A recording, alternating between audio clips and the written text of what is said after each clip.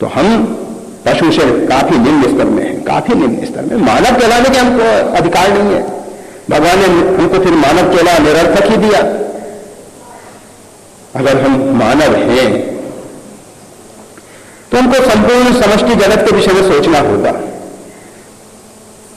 हमारे अंदर समष्टि चेतन का अंश कार्य कर रहा है।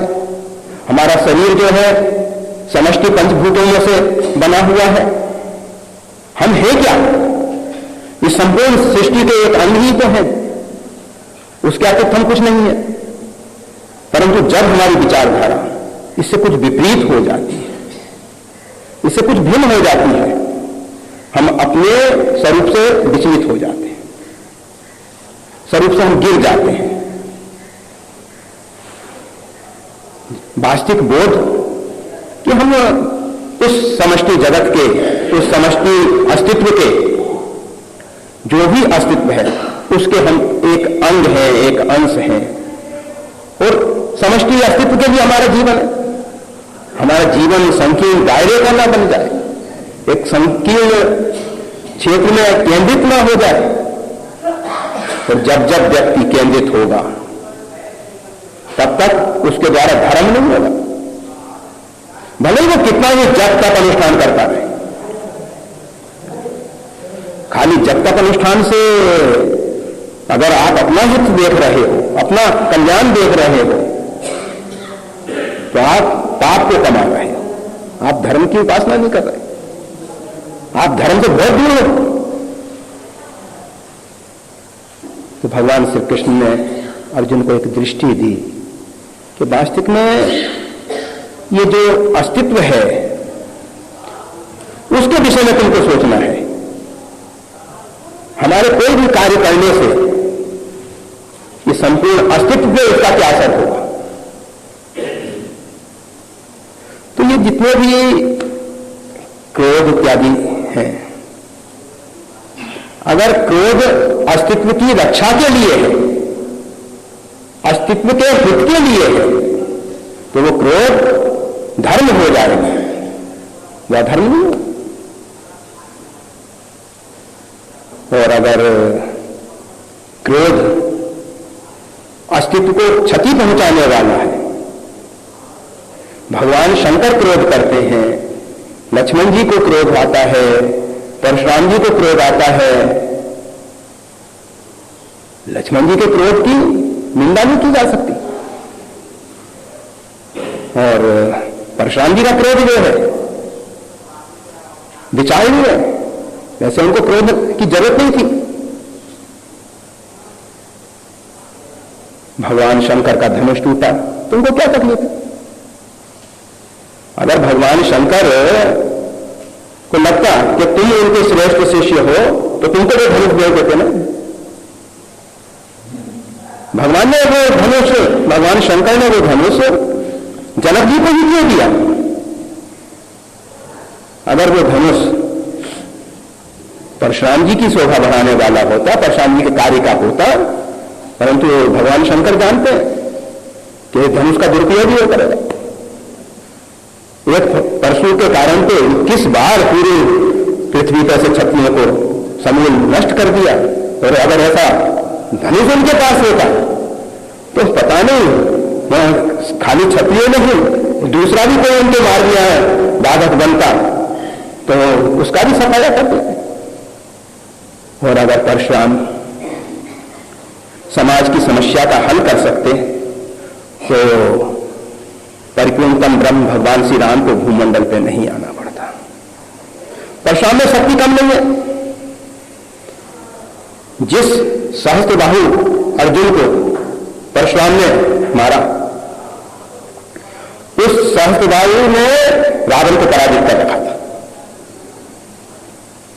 रावण समाज की एक समस्या बना हुआ है, परंतु वे सिर्फ ब्राह्मण परिवार में जन्म ले लिया है। परशुराम जी उसको नहीं मारते, उसके साथ उनका कोई विवाद ही नहीं है। कितना ही अत्याचार करेगा, छूट है तुमको।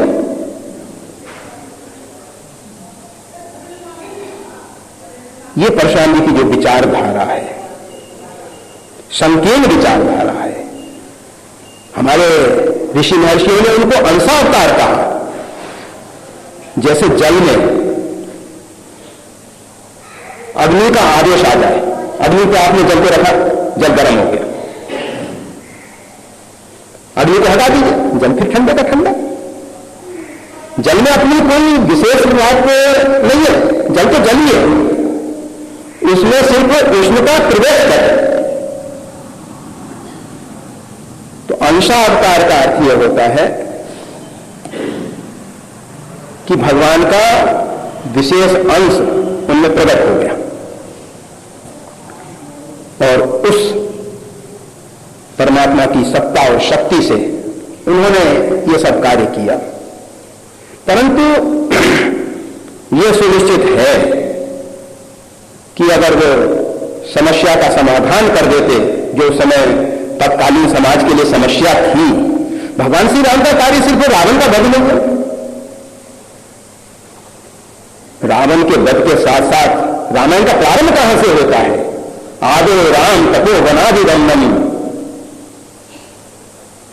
रामायण का प्रारंभ वनगमन से होता है, तपस्वी राम से होता है। भगवान श्री राम एक तपस्वी जीवन जीते हैं 14 वर्ष तक, कठोर तप, और वो कठोर तप ही रामराज प्रकट करता है। वो 14 वर्ष का जो वनवास है बहुत महत्वपूर्ण है, साधारण नहीं है। पूरी रामायण का सार 14 वर्ष के वनवास में छिपा हुआ है। अगर भगवान श्री राम वनगमन नहीं करते तो शायद राम जी का जो सही स्वरूप है वो हम सब नहीं समझ पाते। भरत जी का जो सही स्वरूप है वो हम नहीं समझ पाते। ये वनवास का जो प्रसंग है उसने एक एक पात्र का सही चित्र खोल के दिखा दिया, निरावरण कर दिया उसको। परमात्मा श्री राम क्या है, भरत क्या है, लक्ष्मण क्या है, शत्रुघ्न क्या है, सब पात्र स्पष्ट दिखाई देने लगे। अगर वनगमन नहीं होता तो शायद इन सबके चित्र जो है दूसरे प्रकार के बनते। आज जिस प्रकार से हमारे मंदिर मठों में भगवान सीताराम जी की पूजा हो रही है वो नहीं हो पाती।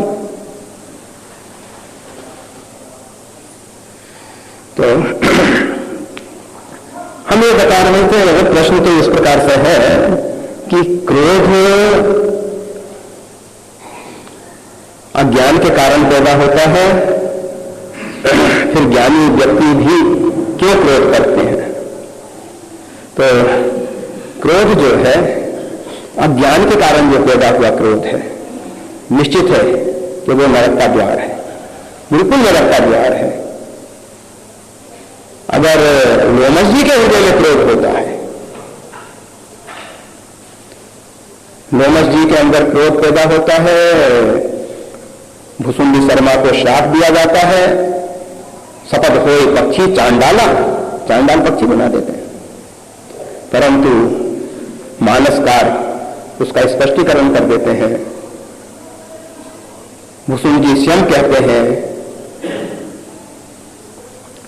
परमात्मा श्री राम ने मुनि की लकी को भुलावे में डाल के मेरी एक परीक्षा ली और उस परीक्षा में मैं पास हुआ और आज मैं उस स्थिति में पहुंच सका। आज मैं मुनि को धन्यवाद देता हूं कि मुनि ने मेरे ऊपर बहुत बहुत अनुग्रह किया, कृपा की, जो मेरे को ये देश मिल गया, चांडाल पक्षी का देश मिल गया, मेरे लिए तो बहुत लाभदायक है। जबकि उनको इस प्रकार के वरदान आशीर्वाद मिल चुके हैं कि वो चाहते तो शरीर बदल लेते हैं, कोई अच्छा शरीर, खूबसूरत शरीर, परंतु उन्होंने कहा नहीं, जो लाभ इस शरीर से मिला है, सोई पावन सोई सुगत शरीरा, जो तन पाए भजिए रघुवीरा। उन्होंने एक सिद्धांत पैदा किया, एक सिद्धांत प्रकट किया कि वही शरीर सुंदर है, वही शरीर पवित्र है जिससे भगवान का भजन होता है, और जिस शरीर से भगवान का भजन नहीं होता वो दिखने में भले ही सुंदर है, बहुत सी वेश्याएं बहुत सुंदर होंगी, आप सब ये जितने भी सिनेमा में इन एक्टर एक्ट्रेस को देखते होंगे, लगते होंगे सुंदर, परंतु वो सुंदरता किस काम की जो समाज को आज नरक में ढकेल रही है। उनकी सुंदरता, उनका आकर्षण आज समाज को नरक में ले जा रहा है, अंधकार की ओर ले जा रहा है। हम विषयों के गुलाम बनते चले जा रहे हैं। मानव शरीर में ये सब शोभा नहीं देता। तो क्रोध जो है, अगर समष्टि अस्तित्व के लिए, कल्याण के लिए होता है, उसकी रक्षा के लिए होता है, उसके हित के लिए होता है, एक ही आपके पास मापदंड है। आप कोई भी कार्य कर रहे हैं, वो कार्य अगर व्यक्तिगत आपके लिए है तो वो अधर्म है, और अगर वो समष्टि अस्तित्व के हित के लिए है तो वो पुण्य, वो धर्म। सीधी सी परिभाषा है, इसमें ज्यादा भटकने की जरूरत नहीं, बहुत शास्त्र पढ़ने की जरूरत नहीं।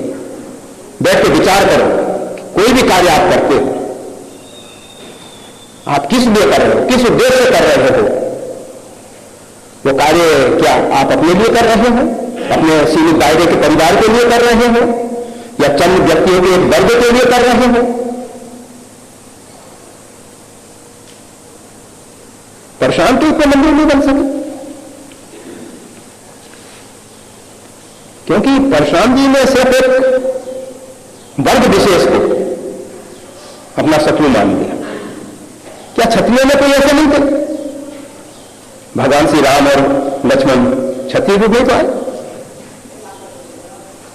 और उनके सामने उनको नतमस्तक होना पड़ा। कहीं जय जय जय रघुकुल केतु, भगवान की जय जयकार करते हुए चले जा रहे हैं। उनको समझ में आ गया कि मैंने अभी तक जो क्षत्रियों को एक तरफ से वध किया अनुचित था, क्योंकि इन क्षत्रियों में तो परमात्मा साक्षात प्रकट हो रहे हैं।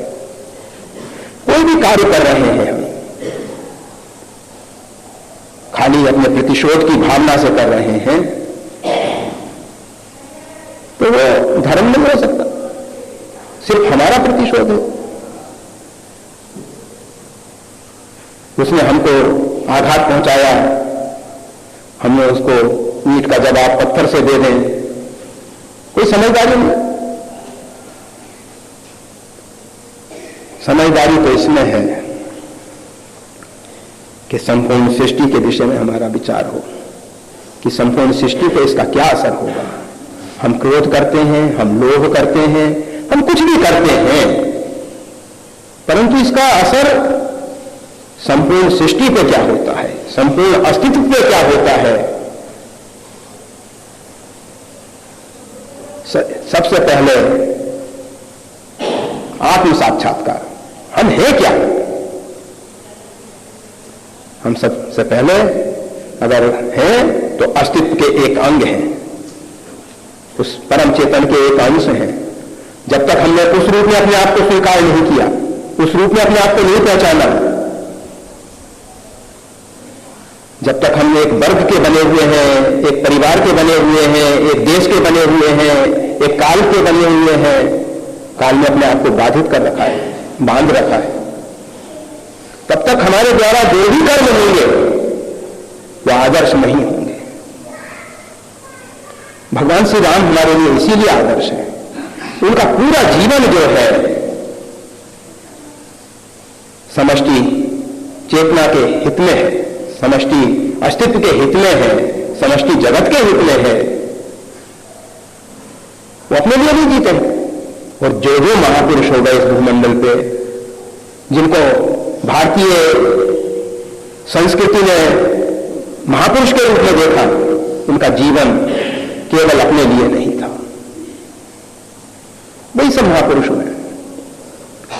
तो इसमें हम क्रोधी व्यक्ति का परमात्मा के दरबार में, व्यक्ति क्रोधी है तो समझ लेना चाहिए कि उसकी पहचान ही गलत है। व्यक्ति कभी क्रोधी या लोभी नहीं होता।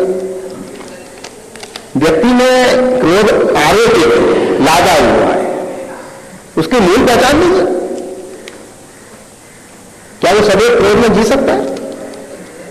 आप 24 घंटे जी के बताओ, मर जाओगे। कुछ क्षणों के लिए क्रोध आता है तो आपकी हालत खराब कर देता है, और अगर हमेशा वो शैतान आपके ऊपर सवार हो जाए, आपकी हालत खराब कर देगा, हड्डी कसम तोड़ देगा। तो क्रोधी व्यक्ति का परमात्मा के दरबार में कोई स्थान नहीं होता। बिल्कुल ठीक है, क्रोध न रखा जा रहा है, बिल्कुल सही है। क्या क्रोध से साधना का क्षय होता है? क्रोध जो है साधना से विपरीत मार्ग पर चलना है। क्रोध को कभी प्रोत्साहित मत करो, परंतु क्रोध नहीं, समष्टि जगत के हित में कोई कार्य हो रहा है, उसमें लोगों को दिख रहा है कि क्रोध है, तो लोगों की नासमझी है। पहले हमने बताया कि एक राष्ट्र की रक्षा के लिए एक सैनिक क्रोध करके दुश्मन का सफाया करता है, उसको पुरस्कृत किया जाएगा, क्योंकि उसका क्रोध अपने व्यक्तिगत हित के लिए नहीं था। अगर वो व्यक्तिगत हित के लिए क्रोध करता है, वो एक मुसलमानों में बात कही जाती है,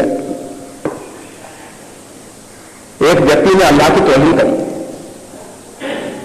परमात्मा का अपमान किया, दूसरे व्यक्ति से सहन नहीं हुआ, वो भी खुदा का बंदा चल गया, उसकी छाती पे बैठ गया, गर्दन लगा देना, तूने हमारे अल्लाह मियां की तौहीन कर दी। अब वो दबा हुआ व्यक्ति सोचा कि अब क्या करना चाहिए, वो तो चल दे रहा छाती को, मार डालेगा मेरे को, कहा और तो कुछ बस है नहीं, थूक दे इसके ऊपर। कोशिश की, जब हमारे ऊपर कोई चढ़ा बैठा है, हमने ऊपर से थूकने की कोशिश, उसने जब थूकने की कोशिश की तो उस व्यक्ति ने उसको छोड़ दिया कि अब मैं तेरे को नहीं मार सकता। क्यों? ताकि तूने अब मेरा अपमान कर दिया है, अगर अब मैं तेरे को मारता हूं तो अल्लाह के दरबार में मैं अपराधी हो जाऊंगा, क्योंकि मैंने अपने अपमान का बदला लिया, मैंने अपने अपमान के कारण तेरे को मारा। अगर आप अपने हित के लिए अपने को एक संकीर्ण दायरे में रखते हुए कोई भी कार्य करते हो, वो अपराध है। और अगर समष्टि जगत के हित के लिए करते हो तो वो धर्म है, वो पुण्य है। जय श्री राम।